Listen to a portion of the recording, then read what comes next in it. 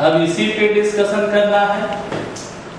तो याद रखिएगा, इसको डिनोट हम सिग्मा से, रो से करते हैं। अब सोचिए कि एग्जांपल लेते हैं कि कोई स्फीयर है, ये आपका स्फीयर है और इस स्फीयर का रेडियस r, और यहाँ पे चार्ज जो है चार्ज q है और इसका वॉल्यूम चार्ज डेंसिटी कुछ। तो याद रखिएगा कि volume charge density equal to, याद रखिएगा चार्ज बाई वॉल्यूम। अब स्फीयर का वॉल्यूम, इसको डिनोट रो से, इसको डिनोट v से, तो rho equal to q by v first. अब ध्यान रखिएगा कि स्फीयर का volume of sphere v equal to 4/3 pi r cube. चलिए फ्रॉम फर्स्ट पे जाइए, फर्स्ट तो rho equal to q by v। तो यहाँ पे देखिएगा कि 4/3 पाई r क्यूब। अब यहाँ से देखिए सिंपलीफाई कर देते, ऊपर चला जाएगा तो 3/4 pi into q by r। अब इस रिलेशन में देखिए कि 3/4 पाई तो कांस्टेंट है। अब स्टेप बाय स्टेप एक बार q को कांस्टेंट करेंगे, एक बार r को कांस्टेंट करेंगे। तो नोट फर्स्ट अगर मान लीजिए q इक्वल टू कांस्टेंट, तो यहाँ पे मिलेगा rho equal to 3/4 pi into constant by r की। अब देखिए ये भी कांस्टेंट है, ये भी कांस्टेंट है, तो लिखिएगा कांस्टेंट बाई r की, और कांस्टेंट हटाते हैं तो यहाँ पे साइन प्रोपोर्शनल का आएगा। इसका मतलब ये हुआ कि रेडियस और वॉल्यूम चार्ज डेंसिटी के बीच इन्वर्सली का रिलेशन होगा कब? तो याद रखिएगा कि जब q इक्वल टू कांस्टेंट। चलिए एग्जांपल्स दिखाते हैं कि मान लो कि दो स्फीयर फर्स्ट और स्फीयर सेकंड। ये आपका स्फीयर फर्स्ट, ए स्फीयर सेकंड, इसका रेडियस r1, इसका रेडियस r2, इस पे चार्ज q, यहाँ भी चार्ज q, और यहाँ पे वॉल्यूम चार्ज डेंसिटी सिग्मा 1 और रो 1 और रो 2। तो यहाँ पे क्या देख रहे हैं कि दोनों चार्ज सेम है, तो लिखेंगे q इक्वल टू कांस्टेंट। तो हम यहाँ पे एक्सप्लेन करेंगे rho is inversely proportional to r। अब इनवर्सली है बाबू, इनवर्सली का लिखने का तरीका है rho 1 by rho 2 equal to r2 q by r1 का क्यूब।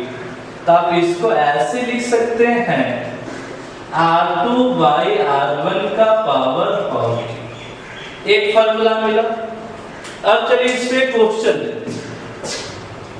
देखिएगा।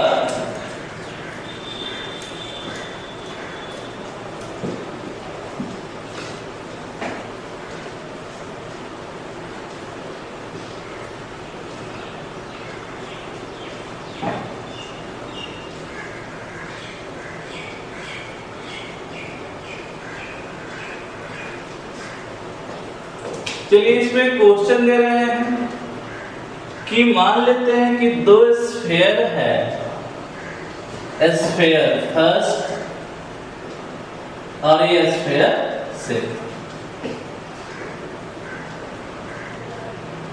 सेकंड, इसका रेडियस r2, रेडियस r। अब यहां पे लिखा हुआ है r1 बाय r2 का radius, r1 by r2 equal to 1 bye,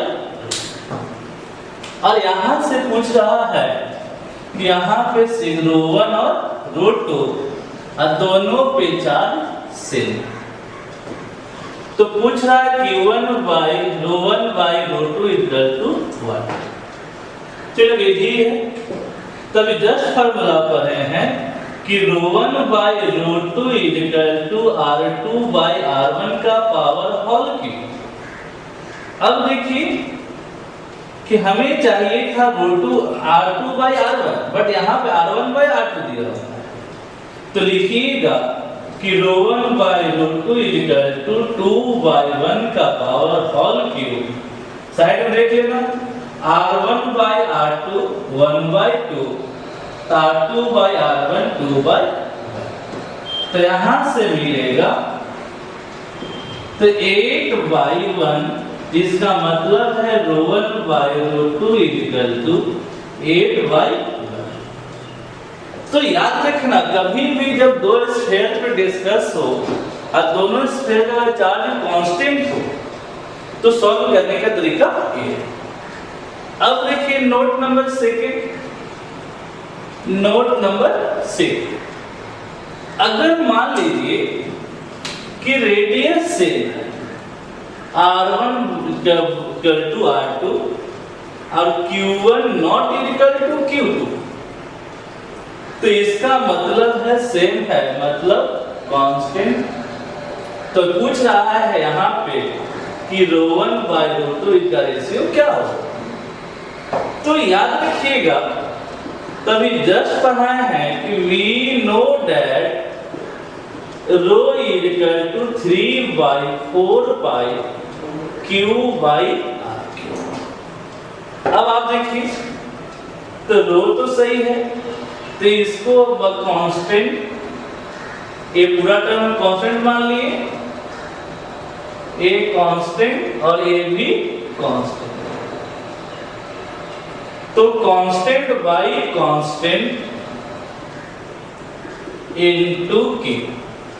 तो याद रखिए, कांस्टेंट बाई कांस्टेंट एक नया कांस्टेंट मिलता है। तो rho equal to constant into Q। तो कांस्टेंट हटाएंगे तो प्रोपोर्शनल का साइन आता है। तो यहाँ पे डायरेक्टली का रिलेशन मिला। तो याद रखिएगा, अब इसके एग्जांपल देखते हैं। क्या यहाँ देखिए, हेंस अगर दो स्फीयर को कंपेयर करना हो तो rho one by rho two equal to Q1 by Q2, ये डायरेक्टली का रिलेशन है। चलिए इस पे क्वेश्चन देखते हैं कि मान लीजिए, देखिएगा एक क्वेश्चन है कि दो स्फीयर है और दोनों स्फीयर का रेडियस सेम है और यहाँ पे Q1 बाई Q2 का रेशियो है 1:2। तो पूछ रहा है रो1 बाई रो2 1। तो याद रखना बाबू कि rho one by rho two equal to Q1 by Q2। तो यहाँ पे देखिए हमें मिला हुआ है 1/2, मतलब याद रखना रो1 रेशियो रो2 इक्वल टू 1:2। क्लियर हो गया कंसेप्ट। अब देखिए पहला नोट में R का Q कांस्टेंट, सेकंड में R कांस्टेंट और थर्ड में देखते हैं कि मान लीजिए दोनों कोई सेम ना हो। देखिए नेक्स्ट पॉइंट। अब देखिएगा एक टॉपिक है और यहाँ पे पूछ रहा कि रो1 बाई रो2 का रेशियो क्या है। अब इसी पे डिस्कस करना है बाबू। तो याद रखिएगा, तो यहाँ पे लिखते हैं we know that rho equal to 3/4 pi Q by RQ। अब देखिए यहाँ पे भी कांस्टेंट नहीं है और ये भी कांस्टेंट नहीं है।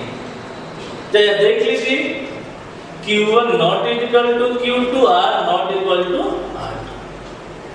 तो यहाँ पे ये टर्म पूरा कांस्टेंट है, कांस्टेंट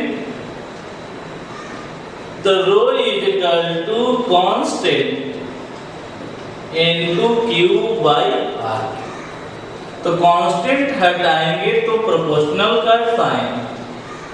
तो यहां से एक क्लियर हुआ कि जब चार्ज और रेडियस सेम ना हो तो रिलेशन हमें ए मिले। चलिए इसी के अनुसार लिखते हैं। इसीलिए ρ1 by ρ2 is equal to Q1 by Q2 into R2 by R1 का पावर 5। ये फार्मूला मिला। चलिए इस पे एग्जांपल देते हैं। एक क्वेश्चन देख लीजिए। अगर Q1 by Q2 1 by 2 R1 by R2 1 by 4, तो बताइए तो ρ1 बाई ρ2 का रेशियो 1। तो चलिए देखिए वी नो दैट तो ρ1 by ρ2 is equal to Q1 by Q2 into R2 by R1 का क्यूब। देखिएगा यहां से तो ρ1 by ρ2 is equal to Q1 by Q2 1 by 2 और यहाँ पे 4 बाई 1 का पावर क्यूब। क्यों? R1 बाई R2 1 बाई 4 तो R2 बाई R1 4 बाई 1। चलिए अब सॉल्व कर दीजिए इसको। 1 बाई 2 क्यू है, कट गया अब 2 तो ρ1 बाई